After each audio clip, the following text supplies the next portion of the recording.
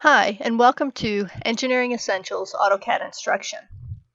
What you see on the screen are two different pictorial drawings. The one on the left is an isometric pictorial, and the one on the right is a cabinet oblique pictorial. Now, AutoCAD makes it very easy to create isometric pictorials, but not easy to create oblique pictorials.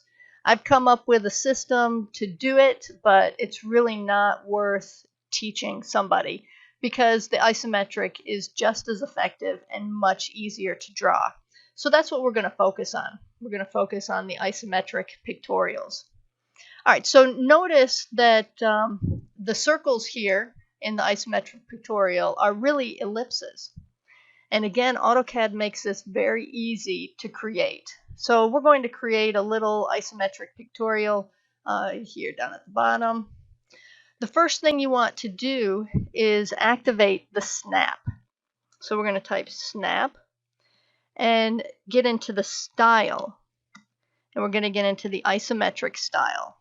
Now notice when I hit enter here, the crosshairs are going to change from vertical and horizontal to angular. So isometric pictorials are created at a 30-degree angle, and that's what AutoCAD gives you. All right, let's put on the grid as well, and you can see the grid is now angled. All right, so let's just draw a simple box. So I have the snap, doesn't align with the grid. Hold on.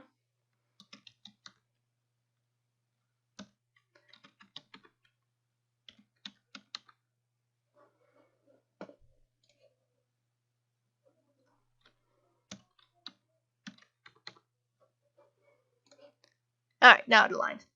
Just needed to get into my world UCS. All right, so I'm going to start at one of the grid points and go off at a 30-degree angle. You can see that I'm hitting the different snaps. Go up, over, and you can see right away it's starting to take on a three-dimensional look. And the grid guides you. There we go. So now we have a box and it looks like a box. Okay, so let's add some circular features here. All right, so we'll get into the ellipse command. Oh, sorry, we got to type that one in. Ellipse, otherwise it doesn't give you the option. All right, so now in the ellipse command, you can see we can do it using the arc method, the center method, and ISO circle. We want the ISO circle. Now this option does not show up unless you're in the isometric snap. All right, so now we're going to draw an ISO circle. You see how that works? It's going to be exactly what we need. So I'm going to make it a radius of 0.125, and there you go. So that circle looks like it should be on that face.